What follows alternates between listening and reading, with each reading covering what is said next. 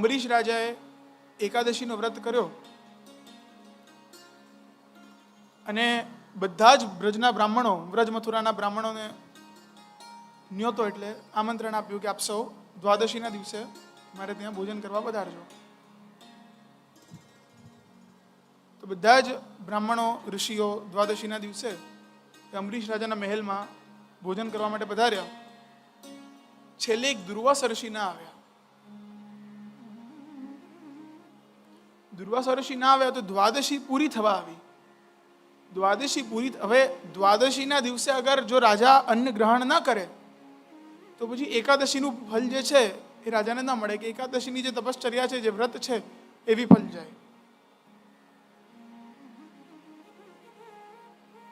તો અંબરીશ રાજાએ વિદ્વાનોથી પૂછ્યું તો બધા જ ભક્ત છે, વિદ્વાનોએ બધા મળીને એક એનો ઉકેલ કાઢ્યો કે કામ કરો રાજા, તમે પ્રભુનું પ્રસાદી ચરણામૃત જે જલ હોય ને એ જલ ગ્રહણ કરી લો.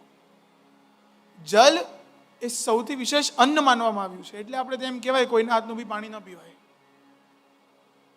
કેમ કે જલ છે ને એ બી અન્ન છે. જલમાં મંત્ર ટકાવી રાખવાની બી એટલી તાકાત છે અને જલમાં દૂષણ ટકાવી રાખવાની બી એટલી તાકાત છે. એનામાં મંત્ર શક્તિ બી એટલી છે અને જલ ખરાબ તત્વો બી જલ્દી પકડે છે. એટલા માટે અન્ન છે. અન્નનો જે દોષ હોય એ જલમાં તરત આવી જાય.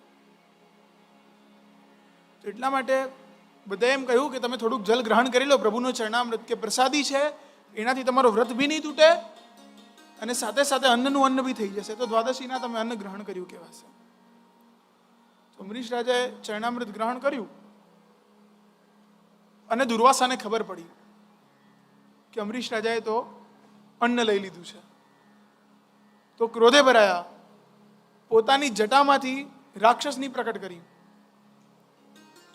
એ રાક્ષસી અંબરીશ રાજા પાછળ ભાગવા લાગી. તો એટલામાં પ્રભુને એટલો બધો ક્રોધ આવ્યો કે મારા ભક્ત પાછળ આવી રીતે થયું જ શું કામ? જે મારો સાચો ભક્ત છે એને ક્યારે બી પીડા ન થવી જોઈએ. તો પોતાનું સુદર્શન ચક્ર દુર્વાસા ઋષિ પાછળ છોડ્યું. જેમ આપણે ત્યાં કીર્તનોમાં આવે છે કે રખવારી કો ચક્ર સુદર્શન સદા હી વાકે માથે ફિરે, યહ વ્રત માધવ પ્રથમ લિયો, કે મારા ભક્તની ઉપર હંમેશા મારું સુદર્શન ચક્ર ફરતું જ હોય છે. જે મારો સાચો ભક્ત હોય ને એને ક્યારે બી હું પીડા થવા દેતો નથી. દુર્વાસા પાછળ સુદર્શન ભાગે, દુર્વાસા એમની આગળ ભાગે, આગળ રાક્ષસી ને એની આગળ અંબરીશ રાજા. છેલ્લે દુર્વાસાને એવું થયું કે સુદર્શન ચક્ર તો કોણ જ પાછું લઈ શકે? તો પ્રભુ પાસે આવે છે કે પ્રભુ આપ કૃપા કરો, આપનું સુદર્શન ચક્ર પાછું લો. તો પ્રભુ બી હાથ ઊંચા કરી દે કે હમ ભક્ત પરાધીના, કે હું કંઈ નહીં કરી શકું, હવે જે બી કરી શકશે ને મારો ભક્ત કરી શકશે, એટલે તમે જઈને અંબરીશ રાજા પાસે જાઓ. તો છેલ્લે પાછા દુર્વાસા ફરતા ફરતા અંબરીશ રાજા પાસે આવે છે અને પછી બધું શાંત થાય છે. એટલા માટે વૈષ્ણવ અર્જુનને પ્રભુ ઉપર એટલો બધો વિશ્વાસ છે અને સાથે સાથે અર્જુન એ બધાની મૃત્યુ બી નથી જોઈ શકતો. અર્જુન છેલ્લે શ્લોકમાં એમ કહે છે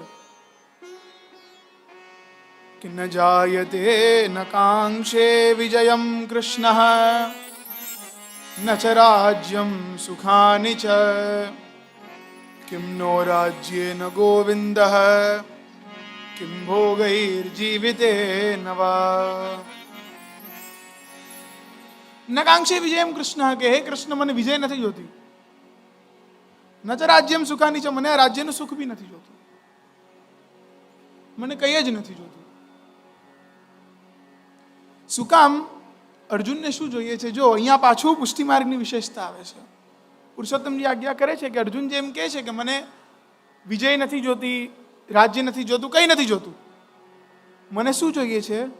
હે ગોવિંદ, ત્વામ વિના એતૈર ન કિંચિત પ્રયોજન અસ્માકમ યદિ ભાવઃ, કે પ્રભુ આ બધું મને નથી જોતું, મને કંઈક જોતું હોય તો મને કેવલ આપ જોઈએ છે, મને આ બીજી કોઈ બી વસ્તુ નથી જોતી.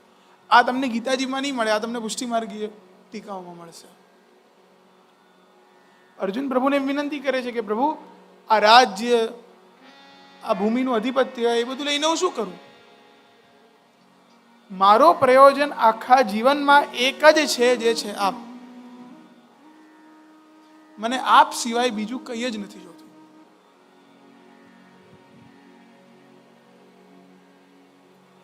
હે પ્રભુ, આપ કૃપા કરો કે મને બીજું કંઈ જ ન મળતા ખાલી મને આપ જોઈએ. મને આ સંસારની કોઈ બી એવી વસ્તુ જોતી નથી કે જેનામાં હું આસક્ત થઈ જાઉં. મને એવું કોઈ મળ્યું તો પછી હું તો આમાં ફસાઈ જઈશ. એટલે શું કે છે? ગોવિંદેતિ સંબોધનેના. હે ગોવિંદ શું કામ કહે છે? પ્રભુને જ્યારે ગોવિંદ કરીને અર્જુન બોલાવે છે તો શું કામ? કેમ કે ગોવિંદેતિ સંબોધનેન યથા વ્રજવાસિનમ ત્વમ ઇન્દ્રો ભૂત્વા સુખભોગમ કારિતવાન તથૈવ ભક્તાનામ ઉચિતમિતિ ભાવો જ્ઞાપ્યતે. કે હે ગોવિંદ, હું ગોવિંદ કરીને આપને શું કામ બોલાવું છું? કેમ કે જેમ આપે વ્રજવાસીઓને પોતે ઇન્દ્ર થઈ, વ્રજવાસીઓના રાજા થઈ, આપે ઇન્દ્રથી બચાવ્યા વ્રજવાસીઓને.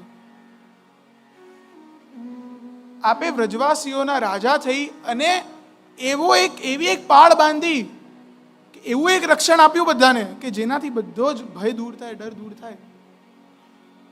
બધા જ વ્રજવાસીઓ બી ગભરાયા, મૂંઝવાયા હતા કે અમે આ વરસાદમાં કરીશું શું? અને આપે બધાને બધી જ અડચણોથી આપે રક્ષા કરીશું. તો એમ કૃપા કરીને આપ મને બી એ બધી જેટલી બી અડચણોમાં પડ્યો છું એ બધામાંથી કૃપા કરીને કાઢો. એટલા માટે ગોપી ગીતમાં ગોપીજનો બહુ સુંદર લખે છે કે હે પ્રભુ, આપે અમારી બધી જ પ્રકારે રક્ષા કરી છે. શું લખે છે? વિષજલાપ્યયા